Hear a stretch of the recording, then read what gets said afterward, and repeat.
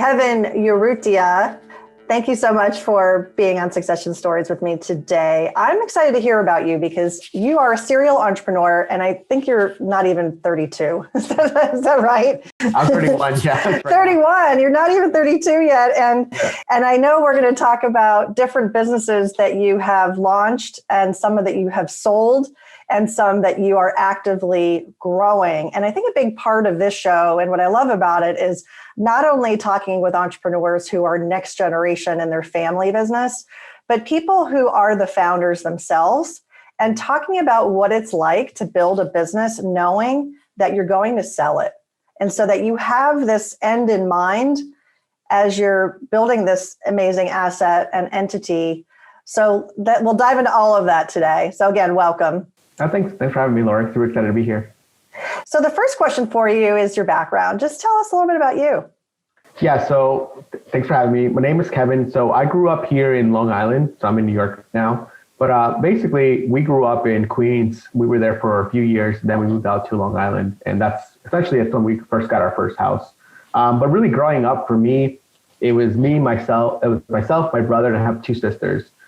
Basically, growing up for us was really just meant at that time, just working. When I say working, I mean, my brother and I had to go with my dad to work construction work. So really on, when we were like 12 or 13, we were working with him on all these sort of projects and side jobs that he did after his full-time work. So for me, it's like, I never really thought about it, but this sort of like, especially just work ethic was sort of something that me and my brother always had since we were young. We didn't know at the time, but I guess my dad was doing it for side income because we didn't really know, I guess, at the time that we had no money. So I mean, like, you don't know when you're a child, right? Like, you just have no money. Yeah, you don't know.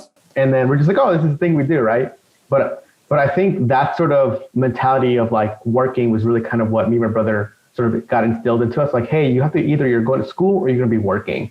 And at least at this time, my brother really loved doing like the construction work. And he's like, oh, I want to be an architect. I really like this sort of work. Whereas for me, it was opposite. I was just like, whoa, like I do not want to do this type of work. I like working. I just don't want to do like construction work. And then that's kind of when we first got our first computer. And then that's when I was like, okay, I fell in love with this thing. You figured out what you really wanted to do. Yeah. So that's kind of where for me, I was like, oh, I want to build something. And that's when I started learning more programming and not internet marketing, but just like programming and building stuff. Because then for me, it was just like, oh, this thing is interesting. Like AOL was like interesting. Instant Messenger was interesting. And that's kind of when I first got started into learning all this tech things. And that's, at least for me, that at that time with my brother Edwin, we were always still at the same time tinkering. We were like building websites, building things. And this was like when I was like 16 or 17, I was big into gaming. And back then, people were like forums. I don't know, people don't really use forums anymore, but like there was a thing underneath your forum where you can put like a signature. Like people had like custom signatures. They had like all like emojis back then, like kind of like the little lines, like the squigglies, right? Kind of what you did in AIM. And I started seeing people doing like Photoshop stuff and like putting nice little Photoshops, like Disney stuff. And then that's when I kind of learned a little bit about web design. And then it's sort of like, for me, it was like this curiosity of like, oh, like this is interesting. How do I do it? And I guess at that time, I was 16, 17, like you don't really think about like any limitations, right? You kind of just like, oh, I want to learn Photoshop. And then you kind of go to the torrents and you download Photoshop, right? And which is like, I sometimes like, I don't know, like just like thinking about things now, like I'll see something and I'm like, oh, I wish I could learn it. And then I'm like, but then I tell myself, oh, because I'm 30, I can't learn it. But I'm like, I gotta get out of that like mindset, because when you're a child or you're younger, you don't have this like weird limitation that you put on yourself. When you're like 16 or 17, I'm just kind of like, yeah, I'm gonna go do it. So at least at that time, when I was like that age growing up, I was just like learning things, and really that meshed into learning tech and startups. And that then sort of made me go into like learning how to build a company, how to build a startup. And I kind of reading like TechCrunch and Hacker News about building. People were like, oh, you got to go to Silicon Valley. And then that was like the thing that really drove me to be like, okay, that's what I want to do. That's my goal. And then that's sort of like kind of everything I did was that goal of going to San Francisco and going to college in Binghamton for computer science, because that was like the progression. Oh, I want to do like tech stuff. You got to do a computer science degree. And what I realized when I was in Binghamton was that computer science wasn't really what I wanted to do. Computer science was more like the science of computers, tech, and programming. What I really wanted to do was more like web development. iPhone development. And that's more like a trade skill or a skill that you learn. And at that time, a lot of these colleges like Binghamton, great school, but they weren't teaching modern web design. They weren't teaching modern iPhone development. iPhones just came out. How can a school teach that, right? So really for me, my learning came from YouTube, going to websites like I remember going to like nettouch.com, psdtuts.com. That was a big Photoshop website that was teaching from Australia. And just that the ability to learn online was kind of what helped me, at least for me, open my eyes to be like, oh, I can kind of learn anything online because someone's written about it. And I always tell people like someone's written about it or someone's wrote a book about it. And someone's literally like 10 lives in like 200 pages. Like that's so crazy valuable if you think about it. And that's sort of kind of like the way I thought about things. Then eventually I graduated college and I moved out to San Francisco to work at mint.com as a software engineer. But in between here, just sort of people can understand, I was like building stuff. So I had like ideas and projects I was building. I was also competing in hackathons. I'm not sure if people know hackathons are, but basically it's like 72 hours of you and your friends just coding on a weekend. So it's funny because like for me, this stuff was like just building and that people are like, oh, I guess that's a startup. But for me, it was more just like practicing on making things that I wanted to learn. And for me, for example, like Twitter was really popular. So I was like, oh, let me make my own Twitter clone because I want to know how was Twitter made. So that sort of concept of how things are made was really kind of what has driven me to like learn things. Because I see something, I'm like, oh, I kind of want to know, like, even for me now, I do a lot of e-commerce. For example, I'll see someone's like e-commerce store. They're selling like some sort of widget. I'll be like, oh, I wonder how much their money they're making. And I'll go to like Alibaba and like search for like wholesale suppliers. I'm like, okay, they're charging $30. Alibaba says a unit's like 20 cents. Shipping's probably $5. I'm like, oh, it's pretty good profit margin. Right? So then just stuff like that, like really gets me excited. And I do that for like any kind of business. I'll be like, oh, a car wash. I'm like, oh, I wonder how much like these car washes make, right? It's just like, yeah. Yeah. So I think that whole part of your background is about you having no fear. You're not holding yourself back. Yeah. And there's my dog, Eddie, who's decided to come into the interview with us. So if you can hear her, she's, but yeah, she's cute. So I think for what I wanted just to circle back on was your point that when you were 15, 16, 17, you had no limitations on what you wanted to do. Yeah. Some people do put limitations on themselves, or some parents put limitations on their kids. So I think that's one thing from the get-go that I wanted to say was pretty cool. So let's flash forward. So now you have this tech background. We understand you're doing different things. You've moved out to San Francisco, and just step us through, what was the first business that you launched and how did that come about? Yeah, so basically, the first business that I launched that I thought was going to be something interesting to do, it was in college, and that was called One Tiny Bit. So this is myself and Wilson, and we launched an iPhone development and Ruby on Rails development firm. And this was for us, we were just like, hey, we've been building stuff for other people. People have been asking us, hey, can you build me my website? And we literally built it out. This is the first time, like, I guess it's like my first real business. Other stuff is kind of like projects. This is where we actually got like a LLC. We actually got a bank account, right? And that was in college. And it was One Tiny Bit. And we grew it that whole year in college. And it's so crazy because like I forget about it, but we actually hired an employee to work with us during college. And I was like, his name was Justin. He actually works at Facebook now. He's a really smart guy. But yeah, that was it. And then that was for us. We learned pretty much everything that we need to learn about like some sort of like service-based business. Like I still remember me and Wilson being like, okay, we got to make our contract super complicated that way people know we're a legit business. Like it's like all this stuff, because if not, how they're going to believe as college students, right? So we were like Googling all this crazy stuff. We had to learn about payments. We had to learn about sales. Like I was in college, I had no clue how to sell to people. I was just like, hey, yeah, like how to estimate projects. I was like, that was like, oh my God, like you read everything. Like you can read everything online about like estimating projects, charging, and then you realize like when you're actually in it, it's so different. I'm like, oh my God, I should have charged more. I'm like, now I'm working all nights and I can't even finish my homework because this thing is due next week. So that was One Tiny Bit. Super fun. I learned a lot. We eventually dissolved it after the year because it's kind of like anything. We just didn't really see it going anywhere. We were getting clients and leads, but it wasn't like what we wanted it to be. So me and Wilson just kind of shut it down. And then that's when I went to get my full-time job at San Francisco. And then Wilson was still in college. So he was a junior. So he had 2 years left. So And then eventually in college, after college, me and Wilson tried to build another company called Madeline Rosa, which was an online flower delivery company for local people. And this company, we took even more steps forward. We actually went to interview customers. We went to local florists in San Francisco saying, hey, what if we do this sort of service? Would you buy from us? And really at that time, the way we were thinking about it is because companies like Uber and Lyft are starting up, we're like, oh, we want to be like an on-demand flower delivery company. So a lot of my ideas just come from seeing something out there. I'm like, oh, what can I apply that concept to another niche? Because it's like you kind of can, I tell people, because then you can say like, hey, look, we're the Uber for blah, blah, blah. And it's like an instant sort of connection. Yeah, analogies. People really, that resonates with folks because then they can relate to what you're saying. What year was this roughly? This was probably, what year are we in right now? 2021. I was maybe 23 at that time, so about 7 years ago. Okay. So yeah, so that was like kind of when Uber first sort of came out, and it was like this weird thing. And I tell people all the time, when Uber and Lyft first came out, I was literally paying like $2-3 for rides. And that was like the best because everything was so subsidized by like VC funding, right? So yeah. Right. Yeah. No more. Yeah.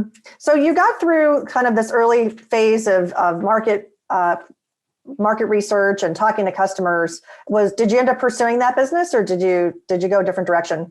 So we kind of eventually just shut it down a different direction. The reason why was because we were building this thing, and then we were able to get the flower stores, right? They're like, yeah, if you can bring us leads, great, right? For them, it made sense, right? Hey, this new business wants to bring me leads, why not? But the issue that we ran into, and it sort of goes to the main issue that me and Wilson and me myself, we always saw was, how do we get customers? Like that was one thing that we never figured out because we were always just building stuff.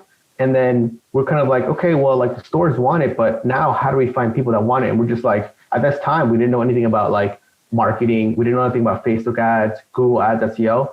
We were really, I think at that time for me, I was really big into this idea where it's all about the idea. If you have a great idea, people will come and somehow find you. And I don't know why I thought that, because I guess it was what you just believed in at the time. So we just shut it down because we're just like, hey, like, I don't know how to get customers. And it's like, oh, okay, like, let's go think of another idea. Maybe another cooler idea will be the one that gets us customers. So that was kind of like a hurdle that we kept coming into, not just Madeline Rosa, but like other stuff. We just didn't know why we couldn't like get customers. And then it took us a long time actually to figure out what it was. And, you know, basically I got another job in San Francisco, and it was still building things. And then eventually when I was at Zarly, I got put into work with the marketing department there. And then that's when I was like, oh, like this marketing thing is interesting. What are they doing? And then again, going back to like me just thinking about stuff, I was like, oh, let me actually think about marketing. I've always heard it's like bad. And then I was like, oh, okay, this is what SEO is. Because I was like researching a competitors to Zarly at that time. And I was like, okay, how are they growing? And that figuring out how they're growing made me see, okay, I should probably learn SEO. Okay, I should probably learn PPC. And like, you kind of start like building some knowledge base. And I was like, oh, that's what I was missing. Like, because at the time, Zarly is a great company, but even then, a great company, we have no customers. So for me, it was like, oh, maybe it's not the product, right? Maybe it's the marketing. And then that's when I got to really start into learning about marketing and learning about stuff like that. Awesome. And so what happened after that? Did you start another business? When did you go into business with your brother? So after that, we started Maid Sailors, which is after 4 years in San Francisco, I moved back home. And that's because all this time when I was at Zarly, I was seeing that the home cleaning companies, it wasn't companies at the time, it was more like individuals who were making the most money on that platform. It was like a platform for service providers. So I was like, oh, I want to like use the skills I'm learning about marketing and make my own sort of company. Again, for me, it was now like Uber for cleaning. That's literally what I thought. I was like, same back to the Uber thing. I was like, the issue I'm seeing here was that a cleaner, if you hire her, she's pretty much booked up now and no one else can hire her. So she's pretty much like limited by how much money she can earn. So I was like, hey, what if I bring a company that has all these cleaners and then we can swap cleaners in and out and still grow the revenue? And that's where Maid Sailors came from. And that was in 2015, around 2015 that we started that company. And this was all based in New York. And here for the New York company, that's when we sort of I started reading more about business books. I read like the amidst about how to build a company, how to build operations, how to structure your team. And I was like, okay, like I really want to do marketing. And that's what I really focused my effort on marketing. And then I hired other people to help me with hiring of the cleaners. I helped other people to hire with like the customer service representatives. So at this time I was thinking about hiring people, and at the time I had no money. So we were using a lot of like online, there's this platform called onlinejobs.ph where you can find remote workers. Really great place to find people to answer your emails, to answer your phone calls. Of course, it sounds easy, but like you got to like train them. You realize, okay, I got to do some sort of training now. And then you have to learn how to train people. And it's like all this stuff was what was working really well. But for me, I was like, oh, wow, if I train somebody and they follow the script, I don't have to think about it anymore. And they can just like tell me what's going on. And that's really great. And now for you as a business owner, you now just need like a weekly report saying, okay, how many missed messages did we get? Why was it missed? What were some of the bigger issues that customers are saying why they're not booking? And then it's much easier for you to process information and make changes versus like obviously being in there answering, because then you can't think about solutions. Yeah. How big did the company get? So for Maid Sailors, we grew pretty big. So within the first year, a company tried to acquire us for $2 million because we're growing. But then we sort of denied the acquisition because they wanted to give us like stock. And I was like, oh, I don't really want to do stock. I want the cash, right? So I was like, yeah. But Maid Sailors right now, we're around 150, 200 employees. But we're also based in New York City. We're also in Boston. We're in Chicago. So we acquired a company in Chicago. And then we also are in New Jersey. But then we also acquired other companies in New York City as well. But I was telling you, Laura, like I sold this company. But that's how big we got. And really for me, the industry for cleaning was something that I learned. It was just like, there's so much demand that you just literally can't hire enough cleaners to fill this need, especially somewhere like New York City where people are moving in and out all the time. There's some seasons where we're just like, sorry, you have to close. So it's a great business because there's always, cleaning is one of those things where it's like, you're always going to need it. So you like, even for me, like I moved into my apartment, I was just like, I literally do nothing. I don't know how this place is dirty. It's like, I literally stay in my room all the time. Like, why is this place dirty? So let's spend some time on this. So you created a cleaning company. You saw a need. You wanted to have a more seamless platform, something that could scale. And people started to show interest, as you mentioned in your first year, you had an offer for acquisition. But let's talk about the kind of the path to growing it and getting it to the point where you were ready to sell it. Let's spend some time on that. So the first question would be, what do you think, looking back now, made this company attractive and to the buyer? And let's talk about that process of how you either found the buyer or they found you, and what was the fit? Yeah, I think what was really attractive to this, a few things. The company for Maid Sailors, what was really good about it was, number one was people were looking at us saying like, hey, how are you guys growing so fast compared to other companies in the space? As in our rankings on Google were really high. So we had really good SEO. So if you search for like Maid Service NYC, Home Cleaning NYC, we were like number 1 or 2. And that's something that people were asking like, oh, what were you guys doing? So that was like a key thing for us too.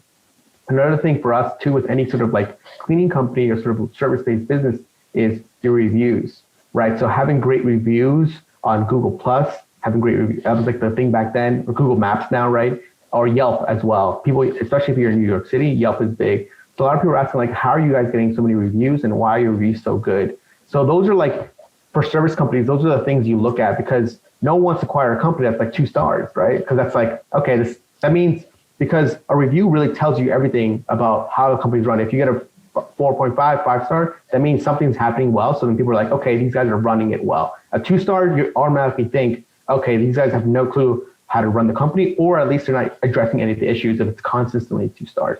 So for us, that's like a key indicator. Even for us, when we're looking to acquire a company, we want something 4-star plus, because that means something's working right.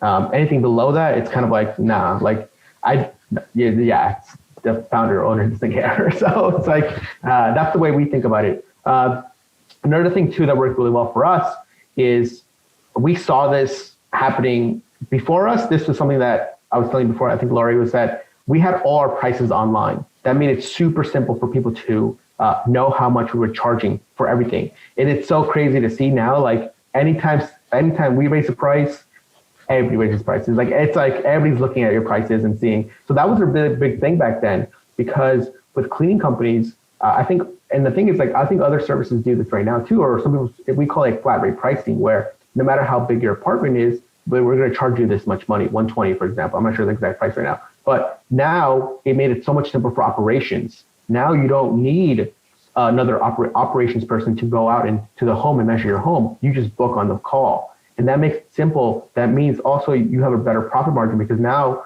you're not sort of trying to win jobs that were winless. Now you only win jobs that you can win because the customer knows the price. So there's no more of this like, oh, whoa, like I'm surprised. And you're just like arguing with them. It's like, hey, yeah, like, cause I don't think people realize there's so much human capital that gets wasted just by like talking about somebody like, hey, like, do you want a price or not? I'm like, no, okay, well, just waste 10 minutes. And like, people don't realize that, but that's someone else's, someone else could have called and booked. And I know other businesses in this space too, that run like, let's say a microblading company for like eyebrows. And I was talking to her recently and she's just like, 2 customers canceled on me. And I'm like, they don't realize that's like 6 hours I booked up. That's like, now I can't. And like a lot of customers don't think about it, but like, yeah, it's like the opportunity cost is for us as entrepreneurs and small businesses is really high if you just all of a sudden don't show up because you somehow forgot. I'm like, yeah, absolutely. That's lost revenue. Yeah. So what was there a recurring revenue model in the business? Yeah. So recurring revenue model is probably the biggest thing. If you're some sort of cleaning company, it's the biggest thing that we use as leverage to get customers back. We have 10% discounts for monthly, 15 for weekly. And that's sort of where you want to be using the recurring model to come back and clean again. So the first time you usually charge a little bit more because it's a little dirtier, and then it's kind of like a maintenance fee. But the recurring is the model where it's at for cleaning companies. And that's why it's such an attractive business, because like if you do a good cleaning the first time, the customers want it over and over again. But again, going back to what kind of I mentioned before, it's also really hard sometimes because some of your best cleaners, you want those for new customers so they can see that the service is good. But then the new customers are like, oh, I want that same cleaner. And it's like, we're going to give you somewhat similar but you see, it's like, it's really a cleaning company. I tell people all the time, it's just managing humans. It's like a human capital business. It's literally like moving people around the city and saying, okay, like this person's going to be 20 minutes away from this job. It finishes at 3. Okay, now she has half an hour on the subway to make it to the 4 o'clock job. Okay, like, can she eat lunch? And it's like, you're thinking about this. It's logistics, like, really.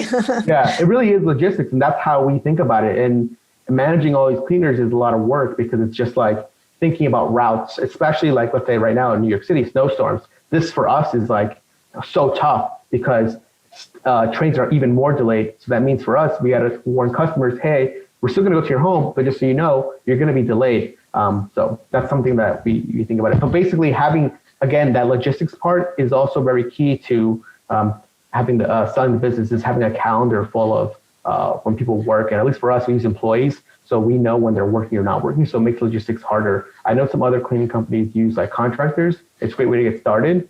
But then this contract work, you don't know when they're working. So that makes your job a little bit harder. But for us, we say, hey, this is your schedule. We know you're working. We know how many jobs you can allocate. And then we know when we need to hire and stuff like that. Sure.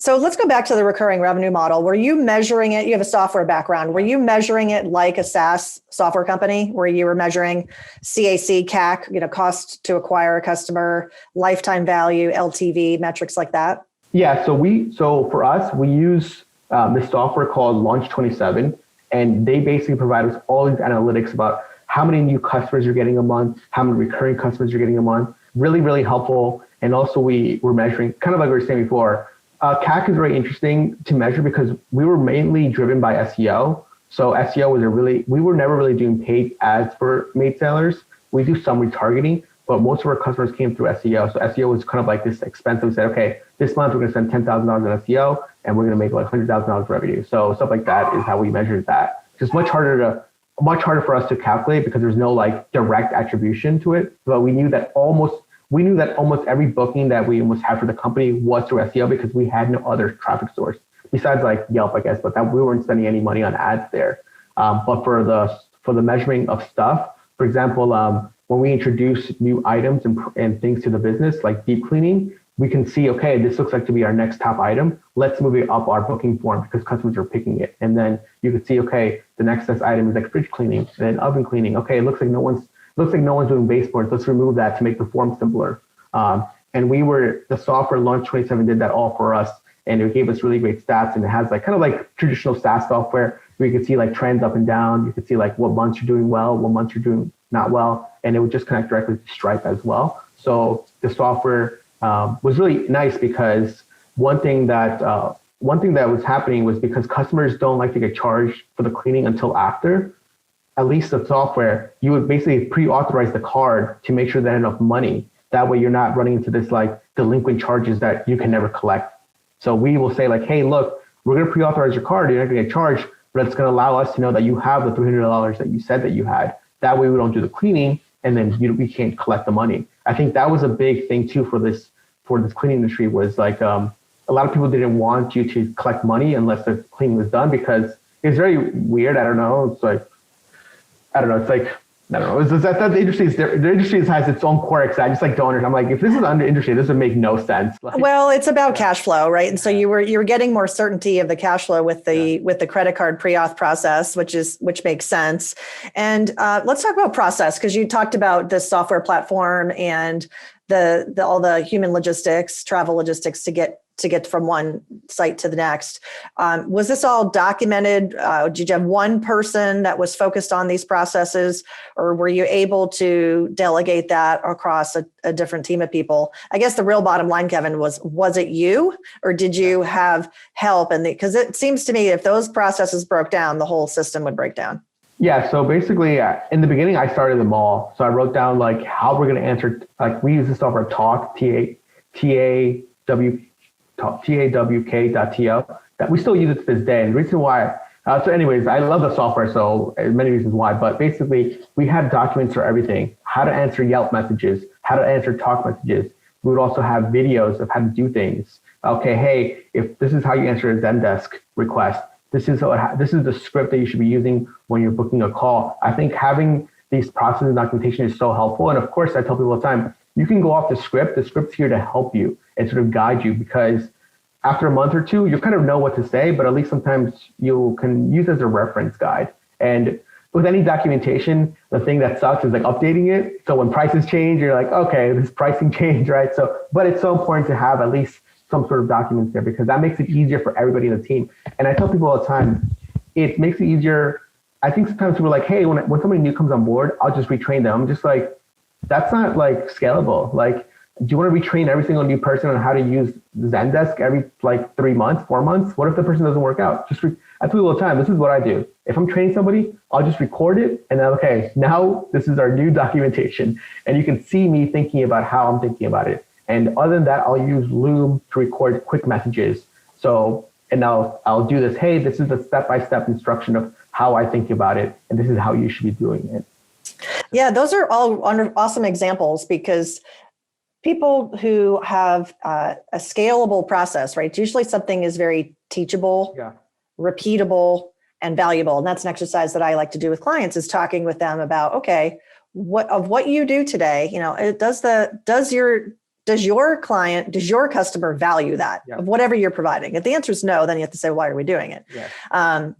Also, is it teachable? Meaning it's not the business owner who's doing it. It's someone else on the team and what's going to enable them to do that. And then how repeatable is it and how frequent is that task being performed for the audience? Is it once a year or is it, in your case, as you were seeing with the frequency of maid services, I mean, it's all the time. Yeah. So the more you could document all those steps probably made it super easy to then say, hey, this business can thrive without me. Yep. And so I'm curious about the end game here. What happened? You told us you had an offer for $2 million. You declined politely. I'm sure you politely declined. And then later on, what happened? What was the final offer and how did you end up getting acquired? Yeah. So basically like what we basically continued to build the business since that first acquisition. But yeah, going back to some of our processes, even for us too, we use Slack a lot. So I tell people all the time, Slack's really helpful to improve your processes, especially, at least for us, we developed some sort of like, I'm a programming background. So I developed a custom program for Slack where if someone booked in an area code that we know we didn't do, it would automatically send the staff a message on Slack saying, hey, this thing's out of area, call them to cancel the cleaning.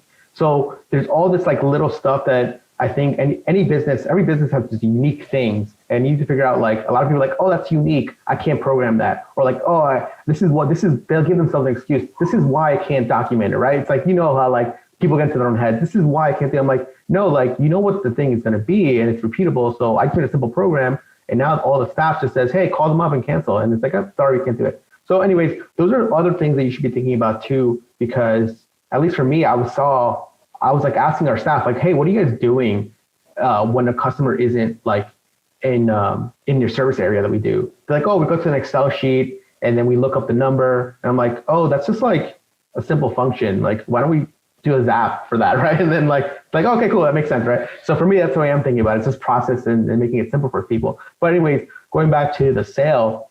So basically for us, kind of what was happening was that we were building the company, and after a few years, I was kind of just not interested in doing it anymore. It was still growing. I just didn't want to do it anymore. And that's, for me, it was fine because the company was still running well. But eventually my brother was kind of running it for me. And my brother was running it for a long time. And eventually what ended up happening was that my brother got really busy with his own company. So he started his own company as well. And he raised some money just to do it. And he was kind of like, I just can't do it. And I was like, I know, Kevin, you can't do it, because at this time now I'm running Voy Media. Voy Media is about 25 people. So I'm like, I can't run the cleaning company. So basically what ended up happening, we were kind of like putting it in a market. There's all these like websites that you can like use. And we knew people in this space that were running other cleaning companies. So we're asking them like, hey, we want to do it. We want to sell the company. And they're like, oh, sure. Oh, sorry. Oh my God. Like, you guys want to sell it, right? So eventually we found a buyer, local here in this New York City area as well, that had experience running the cleaning company before. So we reached out to them. It took almost like a year process to figure everything out. And the reason why it took a long time for us too was because we had an idea of selling the business, but I think everybody has that vision. But at least for us in the beginning, we didn't plan it as well as we should have. Like I tell people all the time, like all the finances were like so intermingled and intertwined with personal stuff, business stuff, my other businesses. We were charging these cards. It's just like, okay, this is going to fund our start. This is going to fund my other company with this business's cash. So it was like a complete mess. I tell people, like, trust me, like it took almost a year of like stripping down all these numbers. Eventually we sold it. We sold all the companies that we owned for $10 million. So that was really exciting for us. And again, yes, we sold it, but again, I tell people all the time, we're not completely off. We're still helping consult for the year about like, making sure that the company succeeds, because I think anybody that sells it, you don't want to see it fail. I'm like, hey, like I want to see it succeed. It's a great company. I like the people, and the company's still employed. I think that was a big thing for me, was like saying, hey, I still want to make sure everybody here is still employed. So sending them all new agreements, all new contracts, all new like employment agreements, stuff like that. But that was like the process. It took a long time. So you went out and said, we're going to approach potential buyers. Yeah. The financial is interesting because I assume your company was profitable at this point. Is that a good assumption? Yeah. Okay. Yeah. We were profitable for a long time. Yeah. So that's why I took all the time, that's why for me, I was just like building other stuff, because I was like, oh, I just have money to use. So yeah, but the quality of the books is important, because a buyer wants to know what they're getting. And so did it take a year to do the sale because you were getting organized, or was it the due diligence questions they were asking you that forced you to really get into the details? It was both. So obviously last year was really bad because we saw our sales go down because of Corona. And that was like, oh my God, like this is like the worst time. So some of it was like the book, some of it was like, okay, guys, let's wait. We were like, me and my brother, like, we think that this is going to increase again back to like pre-COVID levels. So then we saw that eventually happening. We're like, okay, they're like, okay, this looks good, let's go buy. So it was like, it was a mix of everything, right? Bookings went down because of COVID, because nobody wanted to get people into their home. We had to figure out the numbers. We had to figure out a good price. We had to figure out. They also have to figure out how we're going to transfer this. Was going to transfer the LLC, or we're going to do an asset transfer, and we said, hey, we don't want to transfer LLC because we have some other stuff tied into this LLC that we need to keep. So we want to do a full asset transfer, and then they have to go figure out how to open up other payment accounts, Stripe accounts, Chase accounts. So they have to figure out what LLCs. Remember, we're in a few different states, so they have to get LLCs in each state. And then we also advise them like, hey, this is what we did. We don't think you should do it this way. This is how ideally you want to structure it. So then we kind of helped them figure out like, this is what we would do differently. And we talked to our accountant, like, so I think like we have a few companies. This is the main one. Other ones, you should make them child LLCs. That way you can sort of not worry if like something happens to the business in case someone sues you. This is how you would structure it and stuff like that. This is the taxes and stuff like that. So did you have a letter of intent or some sort of agreement in place? Okay. What was and so the multiple that you ultimately sold for, what was that? So that was like, for us, it was around 2.5 to 3x multiple. Yeah. Very traditional for a service-based business. Yeah. Yeah. So you were happy with your brother because you both wanted to move on to the next thing. Was it about the number per se, or just about, no. What was it about for you to really decide that this was the right thing?